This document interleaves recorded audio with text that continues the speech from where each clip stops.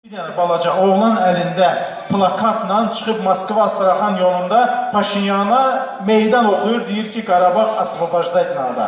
Və o gün bugündür, necə ki, jurnalist Fuad Abbasovun başına oyunlar getirdilər, eləcə də Mehdiyə, Maisə və bütün onların ailəsinə tutdular, miqrasyon slujba ilə ittiham elədilər ki, güya Rusiyada qeyri-qanunidirlər. Neçə gün siz həbsxanada qaldınız? 33 gün. 33 gündə Mehdi ailəsi ilə həbsxanada qalıb sırf bir meyxanasına görə. Mən həm Mehdiyə təşəkkür edirəm, həm Maisə təşəkkür edirəm. Bura gəldikləri üçün gözəl ifasına görə. Çox sağ ol Mehdi, uğurlar arzu edirəm. Çox sağ olun, mən əvvəlcə hamını salamlayıram. Mən sözümü əsas musiqi ilə dedim. Fadəmi, sizə demək istəyirəm ki, sizin kimi daha çox millət vəkilləri olsa, istidadlı gənclər, vətənpərvər gənclər, ağıllı gənclər sizin kimi daha çoxalar. Çox sağ ol, çox sağ ol. Çox sağ ol. Sən də indi müğənniliklə məşğulsan, amma baxıram millət vəkilliyinə də hazırlaşırsan öz aramızda.